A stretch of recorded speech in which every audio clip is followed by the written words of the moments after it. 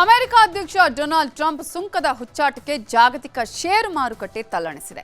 ಇದರ ಪರಿಣಾಮ ಭಾರತೀಯ ಮಾರುಕಟ್ಟೆ ಮೇಲೂ ಬೀರಿದ್ದು ಒಂದು ದಿನ 20 ಲಕ್ಷ ಕೋಟಿ ನಷ್ಟವಾಗಿ ಷೇರು ಹೂಡಿಕೆದಾರರಷ್ಟೇ ಅಲ್ಲದೆ ಉದ್ಯಮಿಗಳೂ ತತ್ತರಿಸಿದ್ದಾರೆ.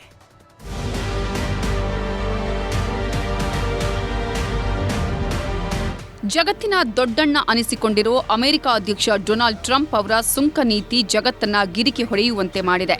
ಉದ್ಯಮಗಳಿಗೆ ಸುವರ್ಣ ಕಾಲ ಅಂತ ಟ್ರಂಪ್ ಹೇಳ್ತಿರೋ ಈ ಸುಂಕಗಳು ಭಾರತವೂ ಸೇರಿದಂತೆ ಜಗತ್ತಿನ ವಿವಿಧ ದೇಶಗಳು ನಲುಗುವಂತೆ ಮಾಡಿವೆ. ಭಾರತೀಯ ಷೇರು ಮಾರುಕಟ್ಟೆ ಕಳೆದ 10 ತಿಂಗಳ ಅವಧಿಯಲ್ಲಿನ ಅತಿ ದೊಡ್ಡ ಕುಸಿತವನ್ನ ಅನುಭವಿಸಿದೆ.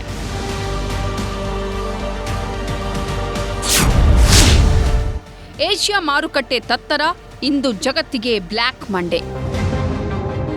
ಷೇರು ಮಾರುಕಟ್ಟೆ ಆರಂಭವಾದ ಕೆಲವೇ ಸೆಕೆಂಡ್ಗಳಲ್ಲಿ ಹೂಡಿಕೆದಾರರ 20 ಲಕ್ಷ ಕೋಟಿ ರೂಪಾಯಿ ಮಂಗಮಾಯವಾಯಿತು. ಭಾರತದ ಸೆನ್ಸೆಕ್ಸ್ ಸೂಚ್ಯಂಕ ಶೇಕಡ 3.78 ಕುಸಿದಿದ್ರೆ ನಿಫ್ಟಿ ಸೂಚ್ಯಂಕ ಶೇಕಡ 4 ಕುಸಿದು ಬಿತ್ತು. ಈ ಸುಂಕದ ಹೊಡೆತಕ್ಕೆ ಷೇರುಪೇಟೆ ಕೊಚ್ಚಿ ಹೋಗಿದ್ದು ಇಂದಿನ ದಿನವನ್ನ ಬ್ಲ್ಯಾಕ್ ಮಂಡೇ ಅಂತ ಕರೆಯಲಾಗ್ತಿದೆ. ಭಾರತದ ಅಗ್ರ 30 ಸಂಸ್ಥೆಗಳನ್ನು ಒಳಗೊಂಡಿರುವ ಸೆನ್ಸೆಕ್ಸ್ ಬಹುತೇಕ 4,000 ಅಂಕಗಳ ಕುಸಿತ ಅನುಭವಿಸಿ ದಿನದ ವಹಿವಾಟಿನ ಒಂದು ಹಂತದಲ್ಲಿ 21,743 ಕೋಟಿ ರೂಪಾಯಿಗೆ ತಲುಪಿತ್ತು. ಈ ಮಾರುಕಟ್ಟೆ ಕೋಲಾಹಲ ಬೃಹತ್ ಹೂಡಿಕೆದಾರರಿಂದ ಸಣ್ಣ ಹೂಡಿಕೆದಾರರ ತನಕ ಎಲ್ಲರೂ ಭಾರತದ ಮಾರುಕಟ್ಟೆ ಪರಿಸ್ಥಿತಿ ಇನ್ನೇನಾಗಲಿದೆ ಅಂತ ಚಿಂತಿಸುವಂತೆ ಮಾಡಿದೆ. ಭಾರತಕ್ಕೆ ಹೇಗೆ ಸಮಸ್ಯೆಯಾಗುತ್ತೆ?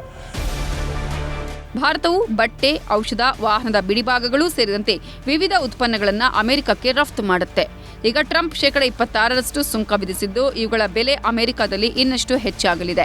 ಅದರಿಂದ ಅಮೆರಿಕದ ಗ್ರಾಹಕರು ಬೇರೆ ಕಡೆಗಳಿಂದ ಪರ್ಯಾಯ ಆಯ್ಕೆಗಳತ್ತ ಮುಖ ಮಾಡಬಹುದು. ಈಗ ರಫ್ತುದಾರರು ಮತ್ತು ವ್ಯಾಪಾರಿಗಳು ನಷ್ಟ ಅನುಭವಿಸುವ ಭೀತಿಯಲ್ಲಿದ್ದಾರೆ. ಟ್ರಂಪ್ ಯೋಜನೆಗಳು ಅಮೆರಿಕನ್ ಕಾರ್ಖಾನೆಗಳಿಗೆ ನೆರವಾಗಬಹುದಾದರೂ ಇತರ ದೇಶಗಳನ್ನು ನಲುಗಿಸಿವೆ. ಹೀಗೆ ಸತತವಾಗಿ ಕಂಪನಿಗಳು ನಷ್ಟ ಅನುಭವಿಸ್ತಾ ಇದ್ರೆ ಇದರ ಪರಿಣಾಮ ಎಲ್ಲ ದೇಶಗಳ ಮೇಲೂ ಆಗಲಿದೆ.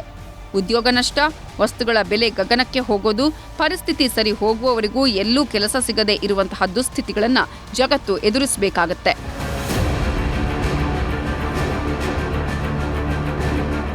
ಟ್ರಂಪ್ ಅವರ ಹೊಸ ತೆರಿಗೆ ಪದ್ಧತಿಯು ಜಗತ್ತಿನ ಮಾರುಕಟ್ಟೆಯನ್ನ ದಿವಾಳಿಯತ್ತ ಕೊಂಡೊಯ್ಯುತ್ತೆ ಅಂತ ತಜ್ಞರು ಮೊದಲೇ ಎಚ್ಚರಿಸಿದ್ದಾರೆ.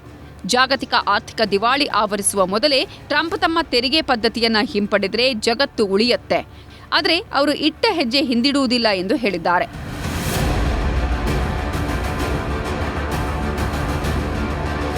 Bureau report, news 18.